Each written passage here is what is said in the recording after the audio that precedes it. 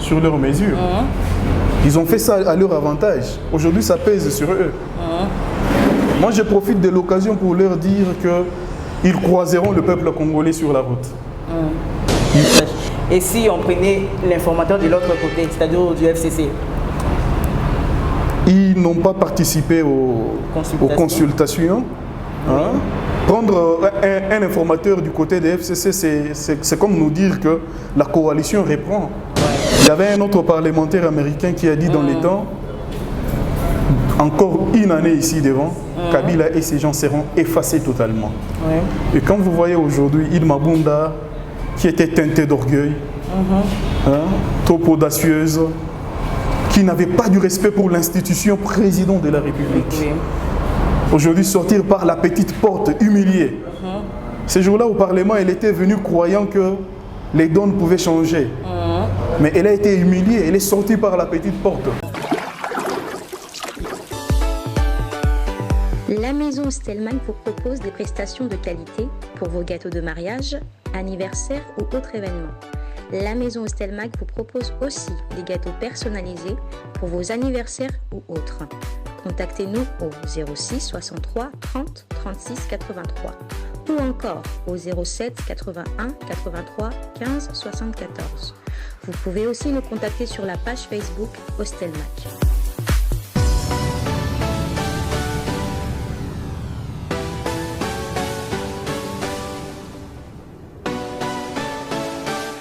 Mesdames et messieurs, bonjour et bienvenue à votre magazine sociopolitique dénommé Qu'on se les dise, un programme qui vous permet de s'informer et de comprendre en temps réel l'actualité sociopolitique de la République démocratique du Congo en particulier et du monde en général.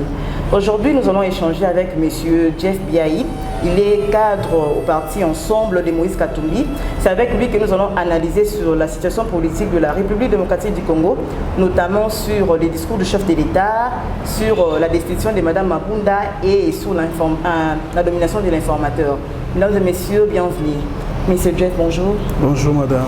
Bienvenue dans notre plateau. Merci. Nous espérons que vous allez bien.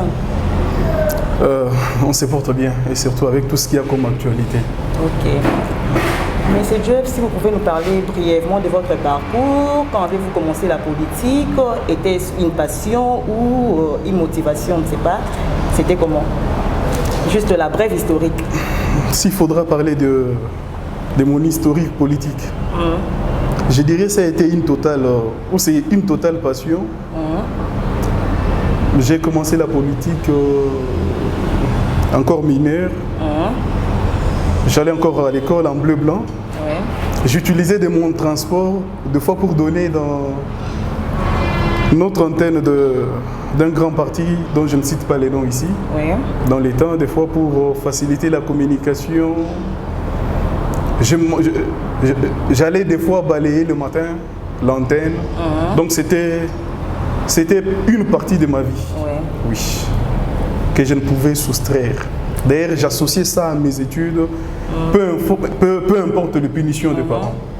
Et pourquoi adhérer en ensemble pendant qu'il y a tant de partis politiques en République démocratique du Congo?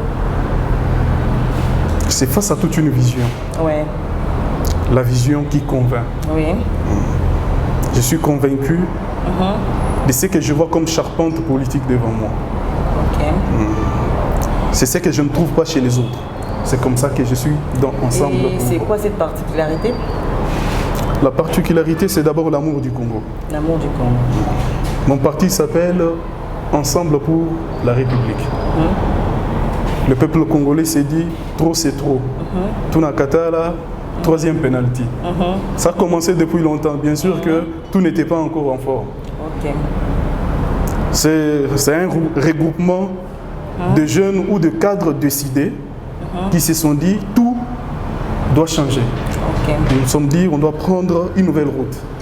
C'est bon, tout va changer. Vous avez dit que vous allez prendre une nouvelle route. Mais c'est Jeff, vous avez suivi les discours du chef de l'État. Il a parlé de bien de choses.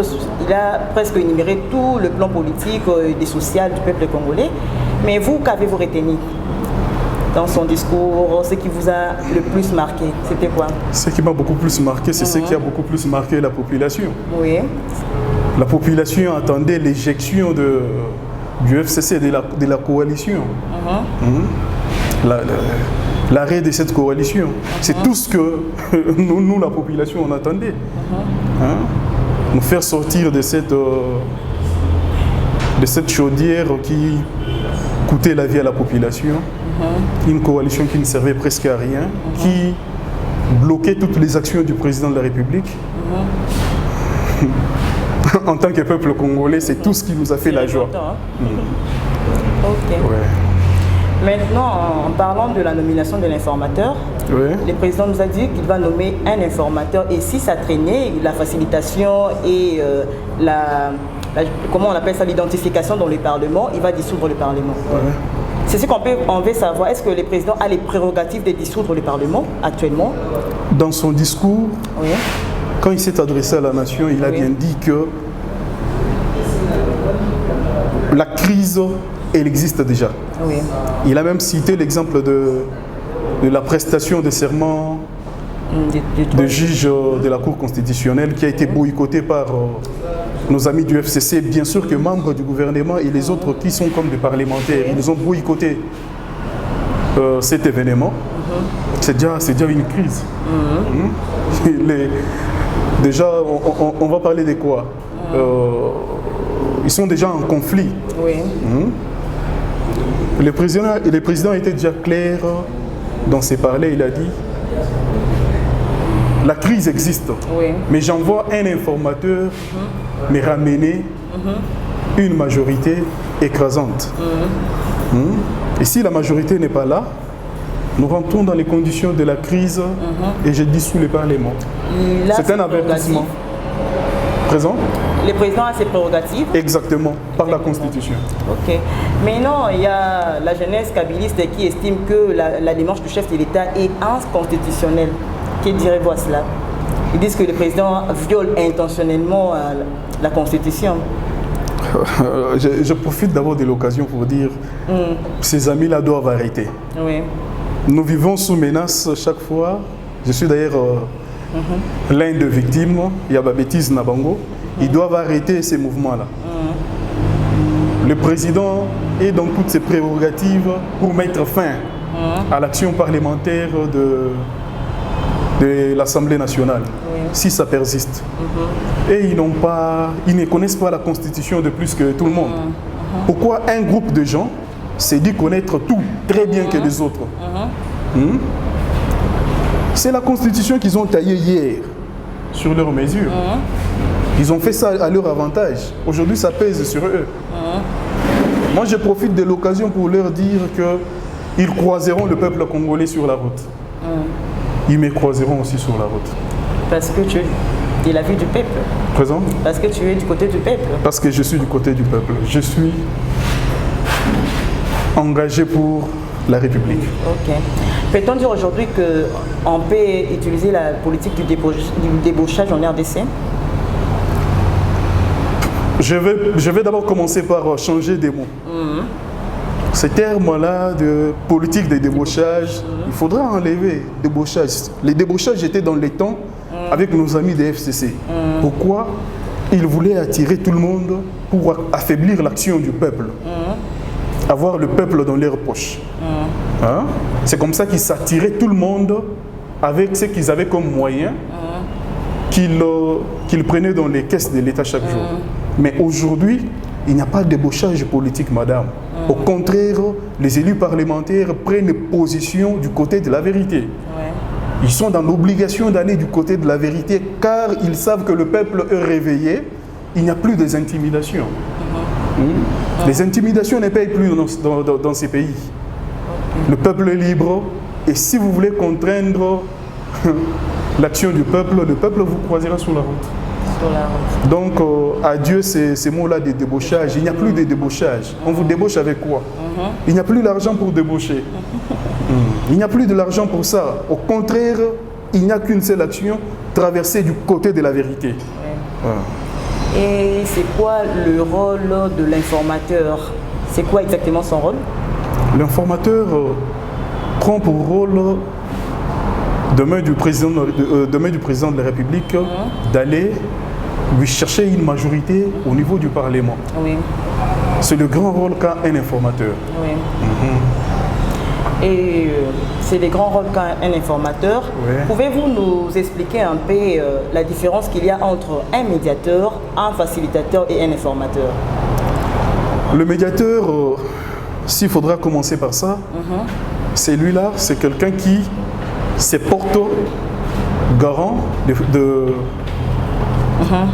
parler sur un accord avec deux ou plusieurs personnes, par exemple.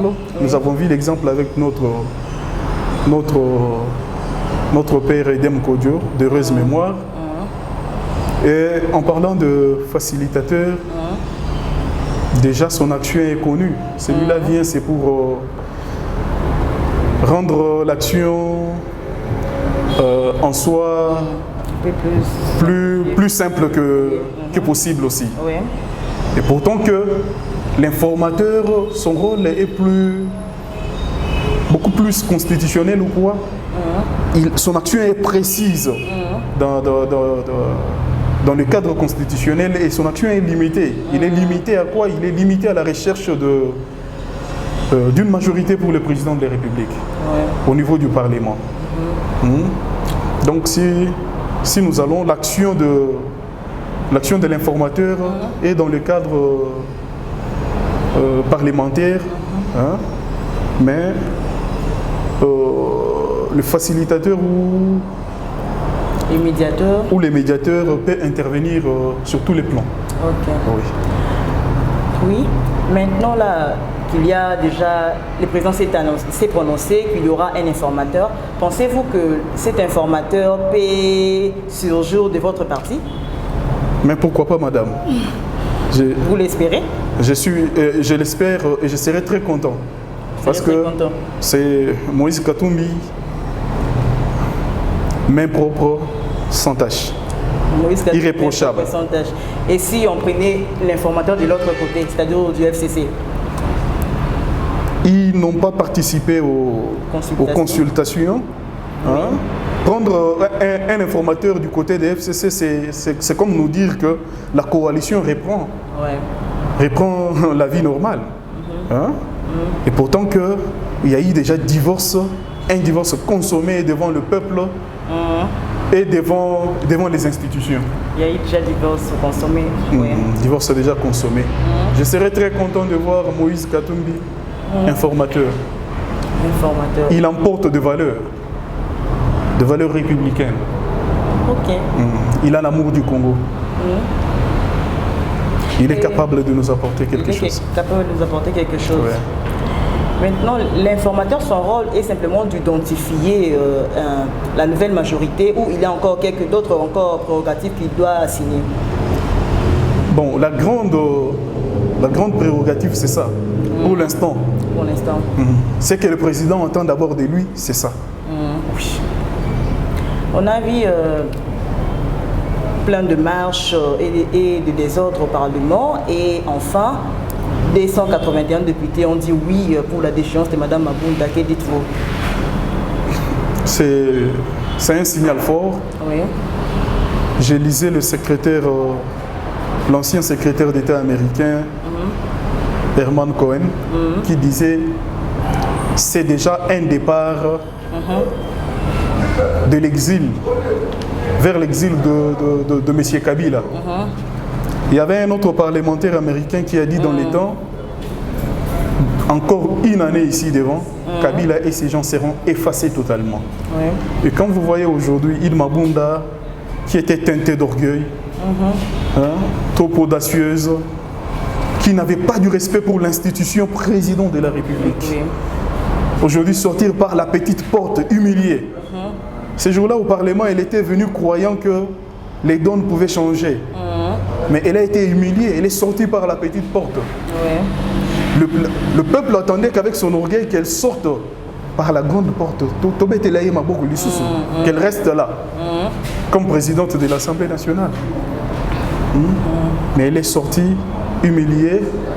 Et la véritable action dans tout ça, c'est que nos amis doivent tirer attention. C'est un signal fort dans leur camp. Ils doivent changer de côté. Ils doivent basculer du côté du peuple congolais, là où il y a les intérêts du peuple. Hier, c'était Janine Mabunda. La semaine qui commence, on entame Ntamwe Mamba. Il sera aussi éjecté de la même façon. Nous allons nettoyer toutes les institutions jusqu'à mettre des gens qui ont les soucis du peuple. Car l'action du président de la République se résume sur l'expression « le peuple d'abord ». Voilà. Peut-on dire aujourd'hui que les FCC n'ont plus de monopole? Exactement, ils n'ont plus de monopole. Ils ne contrôlent plus presque rien. Ouais. Oui. Si ils peuvent encore parler du gouvernement, M. Ilunga Nkamba est dans l'obligation de démissionner. S'il ne démissionne pas, il y aura une motion, peut-être le poussant à se retrouver humilié devant le député ou le parlementaire. Ok. Mais c'est bien, vous êtes politique. Oui. On peut savoir quelle est votre vision du Congo? Ma vision du Congo, c'est le bien-être de mon pays. Oui. Voir mon Congo ou notre Congo émerger. L'émergence du Congo. Oui. Et nous croyons dans ça. Vous croyez dans ça. Et quel est votre mot de la fin pour aujourd'hui? Mon mot de la fin, c'est que ce qui vient de commencer dans notre pays ne s'arrête pas. Que l'action qui vient de commencer soit soutenue, non seulement à la télé, mais que ce soutien soit total. Je fais un appel à nos parlementaires, chers grands frères, chers papas, continuez cette action que vous avez commencée. Les yeux du peuple sont fixés sur vous. Le demain du Congolais est entre vos mains. Vous avez encore une chance de transformer l'histoire de notre pays. Prenons une bonne route dans l'action, dans les soutiens de tout ce qui est comme action du président de la République pour le bien du Congo. Et surtout, je demande un éveil patriotique au peuple congolais. Restons éveillés. Si ça ne va pas, nous allons nous lever encore pour dire non. Barricader tout groupe de personnes ou toute personne qui voudra tout faire pour ses propres intérêts, comme la Constitution nous en donne les droits. Merci, M. Biaye. Nous espérons que ce n'est pas la dernière fois qu'on vous reçoit dans notre émission. Ce n'est pas la dernière fois. Oui. Merci beaucoup. Je vous en prie. Mesdames et messieurs, nous avons fini pour aujourd'hui. Merci de votre fidélité à notre programme. Je remercie également toute l'équipe technique qui m'a accompagné en ce jour. Je cite Valère Massamba à la caméra, Imak Makengo à la réalisation, ainsi que Caprice Kilokwa à la coordination. Mesdames et messieurs, on se retrouve prochainement à la même chaîne, à la même heure sur la même chaîne Congo Mokili TV. Au revoir. La maison Stelman vous propose des prestations de qualité pour vos gâteaux de mariage, anniversaire ou autres événements. La maison Stelmac vous propose aussi des gâteaux personnalisés pour vos anniversaires ou autres. Contactez-nous au 06 63 30 36 83 ou encore au 07 81 83 15 74. Vous pouvez aussi nous contacter sur la page Facebook Stelmac.